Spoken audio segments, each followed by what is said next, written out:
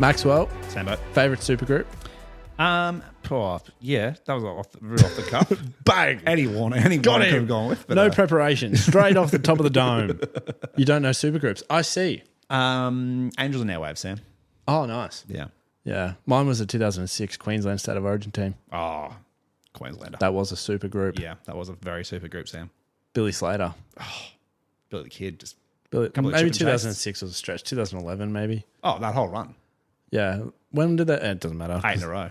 Yeah, Never forget. We're talking supergroups because we are joined this week by Better Lovers. Mm-hmm. And if you don't know who Better Lovers are, they are the culmination of members from Fit for an Autopsy, Every Time I Die, and the Dillinger Escape Plan. Mm-hmm.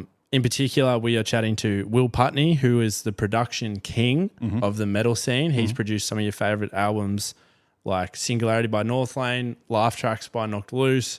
He's done nearly all of the Art Is Murders stuff. He's done a lot of Amity, Let the Ocean Take Me. So he produced Pittsburgh. Mm-hmm. He is the heavy metal king. Mm-hmm. And he also plays in Fit for an Autopsy and End. Yep. Famously a supergroup itself with Brendan Murphy from Counterparts. And then Jordan Buckley, who was the guitarist in Every Time I Die. Brother of Dill Buckley.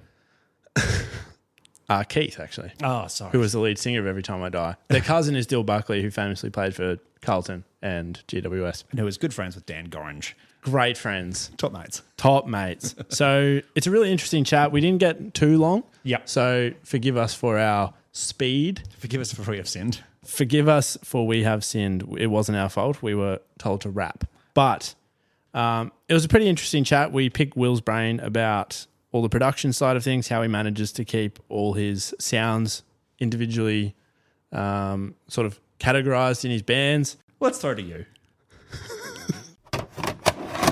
Maxwell, it's an exciting episode today. We are joined by Will and Jordan from Better Lovers. Lads, welcome to the show. Thank you. Thank you for having us. Thank you for having us on the show.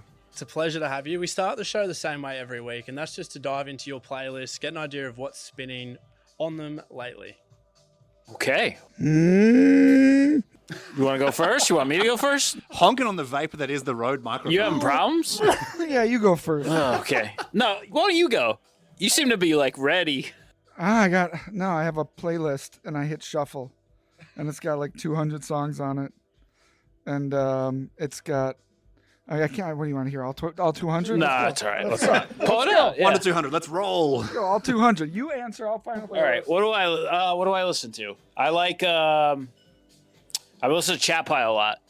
Heavy rotation right now. There's this dude, this nice gentleman named King Yosef too, who's sort of like an industrial meets heavy guy. He's cool. Been listening to that. Been listening to this band called Crippling Alcoholism, which is bizarre, crazy people music, but it's really good. Sounds like a lot of genres at once in like a weird way. It's like kind of soft too. It's nice. It's nice and fucked up, but it's cool. I like that. And then I don't know. I've just been like writing a lot, so I try to not listen to a lot of music when I write because I don't want to get other thoughts in my head. I'll try to get my stuff out first before I re-enter the world of like a listener, you know. Yeah. It helps me just like find stuff that isn't just happening already. I don't want to be a copycat. So Let's see what's on my playlist here. We got some Balance and Composure. We got some Chapel Roan. We got a lot of Action Bronson. Remember Plus 44? Oh, absolutely. Yeah. We were just having a massive Head Automatic, got some Jack White, got some Idols, we were talking ska. I got ska in here. no, you don't. Yeah, What do you have? I got Boss Tones. All right. Remember Plague Vendor? Are they still a band? Plague Vendor. They I don't were know. sick. Good band. Stars by Hum is a great song. That's Sucked good. Out by Superdrag is a great song. I did a lot of Drowning Man lately. I did a lot of Stone Temple Pilots lately. I'm a big Queens of the Stone Age guy. A lot of classic rock. I've been listening to a lot of Mountain lately. We went to see The Darkness last month when we were in Europe. Darkness is cool. Yeah, I keep it shuffling. That's a I good keep mix. it shuffling. That's yeah. great. Oh, mix. that's nothing. I can keep going here. Yeah. No, it's. Remember the Sounds? That band from Sweden with a girl singer. They were really good. Oh, George Harrison, I Got My Mind Set on You. That's a real good song. It's a good song. Bobby Brown from the Ghostbusters 2 soundtrack. That's a really good song. A lot of Whitney Houston growing up. So, yeah.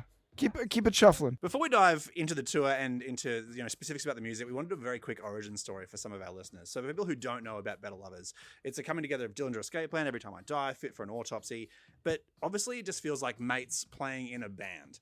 You guys are all, I'm sure, extremely busy in all those other projects as well as Better Lovers. So what does it look like when you guys, are trying to schedule in the diary to find some time to jam, to write, to perform, to tour? How do you come together like that as a band?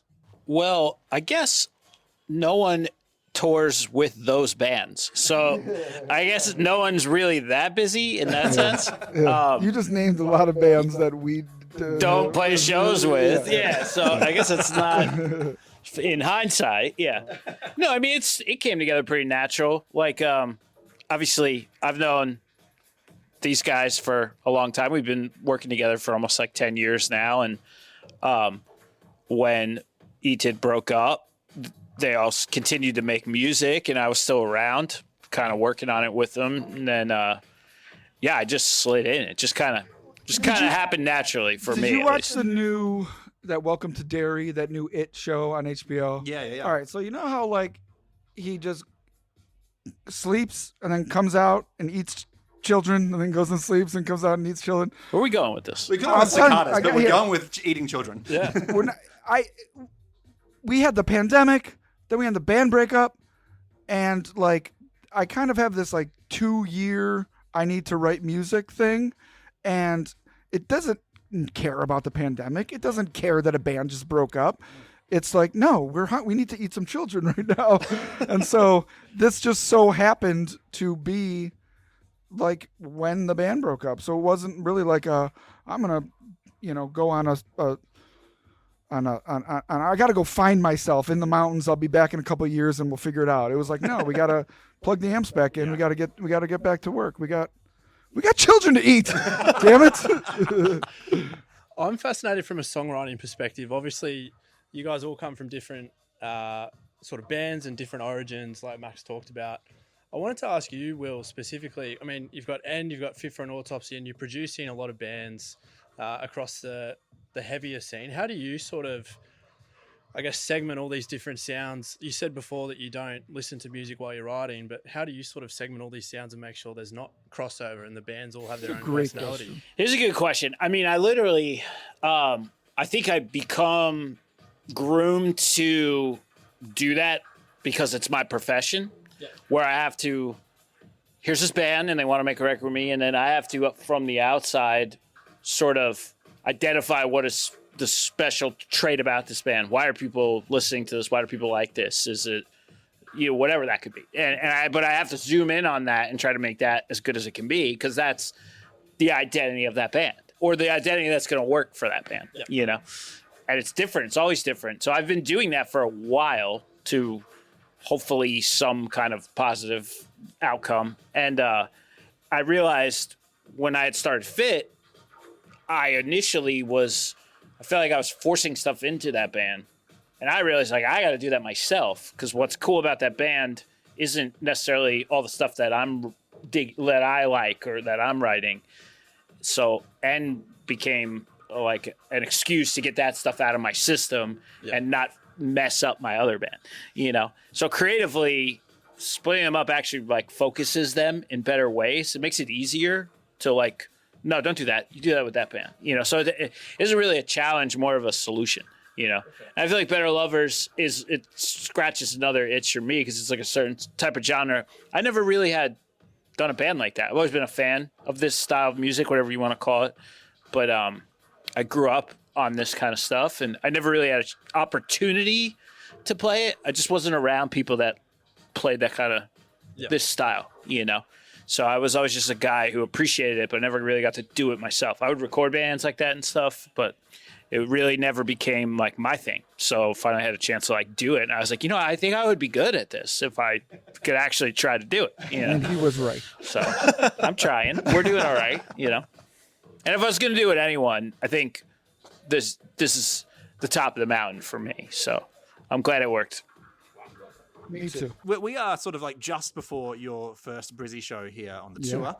It's the first time that Australians will have seen Better Lovers live. Yeah. I suppose, what do you want to see out there in the crowd from Australia? There's fucking carnage, bro, side to side. What do you want to see, bro? I want to see just front to back everyone Front to buying back, side to t-shirts. side. Just everyone just buying Better Lovers merchandise. No, it's unfortunate. I'm just being dead honest. Tonight, I will probably be hyper focused on the performance just because we've had a month off and, we've had a quick sound check. And so, plus our songs are fucking hard. And we didn't think about that. So I don't get to, there's been so many times where I will mess up because I look out in the crowd and I see something crazy. I'm like, whoa. And then I'm like, oh, shit. It's all about how you hide it. It's a nice. I talk about this in just about every interview. I'm blown away by the fact that the more absurd people behave, the better you're doing your job. And when they're not, you're like, oh fuck, did we suck tonight? Like people were standing around like adults behaving. Like what's funny is what did we do wrong? If we went to any show and saw our favorite band, we would stand around. Right. We would be the problem at our own show. Right. Yeah. Exactly. So exactly. I know that. Yeah. I know that, but it still bothers me when people do it. I still don't like seeing it. Yeah. So I need to move around tonight. Yes, please. Yeah. If everybody does a little bit, then nobody has to do a lot. Yeah, that's true. A problem moshed is a problem halved, as they say. I'm just looking forward to seeing if it still is. I just expect great. It got to the point where I was coming here once a year, and everything was insane. And so I'm just kind of curious if I just hope it's still that way. Well, make sure to catch Better Lovers on their debut Australian tour across all the major cities and go stream Highly Irresponsible wherever you get your music. Guys, thank you so much Thank for you coming for on and having chat to us. us today. Thank you. Appreciate it.